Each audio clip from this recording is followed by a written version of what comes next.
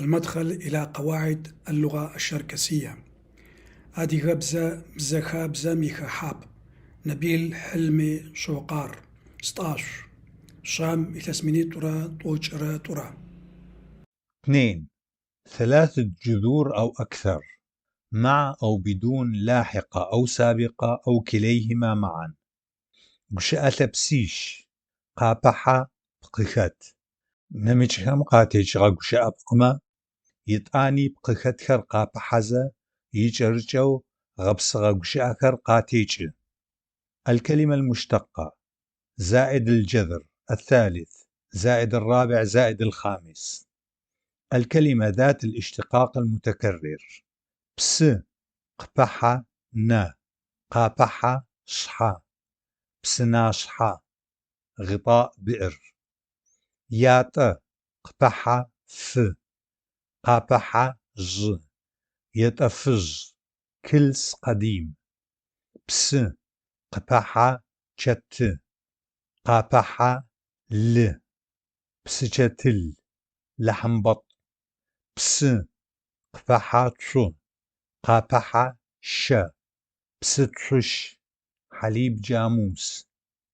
بجن قبحة ف قابحة شحا بجن فشح رأس ثوم. ش قبحة ج قبحة بشنة قبحة و شج بشناو عازف آلة موسيقية وترية. بخ قبحة أ قبحة بج قبحة ن قبحة تس بخ أبجنات سن القحاطة الخشبية. 3 جذرين مع اللاحقة المركزية أو الوسطية. وشأة بسيط قابحة جردز بقخت. وهذه اللاحقة تأتي ما بين جذرين أو ما بين الجذر والسوابق اللواحق. الكلمة: الجذر الأول، اللاحقة الوسطية، الجذر الثاني. قرق مشيا على الأقدام. قرق. قبل 17 قبل. صرص ليس كما يجب، ليس تماما سهلا. ص خرخ 6 خرخ. ثردز اسم لعبة. ثردز. غترشخ بكتيريا. غترشخ. نربل منظار. نربل. تبيان طريقة الاشتقاق المتكرر. اتجاه حركة الاشتقاق. الكلمة المشتقة الأولى كلمة الاشتقاق المتكرر. الجذر الأول.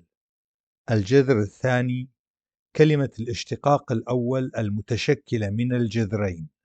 كلمة الاشتقاق الأول زائد الجذر أو اللواحق الإضافية. كلمة الاشتقاق المتكرر: بس ن بسن بئر. بسن قبحة شحا بسناشحا غطاء بئر. ون شحا وناشحا سقف. وناشحا قبحة ج ونشحاج سقف بيت جديد. ث ج ث رجل عجوز. ث قبحة شو ث هيئة رجل عجوز. بخ آش بخآش محراث. بخآش قبحة ج بخآشاج مقبض المحراث. ج ج جاجة لحية. جاجة قبحة و جاجاوة لحية صفراء أو بيضاء. يات ف يتف كلس. يتف قبحة ج يطفج كلس قديم. لاحظ أيضا كيفية تغير الأحرف الصوتية: تغير، حذف، إضافة. عند اندماج الجذور عند تشكل الكلمات المشتقة في الجدول السابق أعلى. جرزة عبارة تطلق على اللاحقتين ر ك وتأتيان في وسط الكلمة لتربط بين كلمتين ونحصل على كلمة مشتقة ر، ولقد تم تسمية هذه اللاحقة باللاحقة الوسطية لكونها تأتي ما بين كلمتين لتشكل كلمة جديدة. خ ر چغ اخترق. چغ ر كو متحرك في القاع. ن ر بل منظار. بغ ر بخ زنار. شحا ر چغ مر من فوق. أما اللاحقة ك فتأتي مع الأرقام ما بين 11 حتى 19 حيث تربط بين الرقم 10 والأرقام الأحادية. بش ك ز 11 بش ك ط 12 بش ك بغو. 19.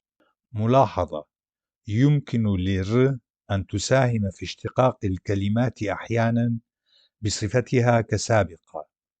ويحمل معنى أداة الواسطة. ركواغ ذهب ب رتشاغ ركض ب رتخرجغ اجتاز ب أو اخترق ب ربلاغ نظر ب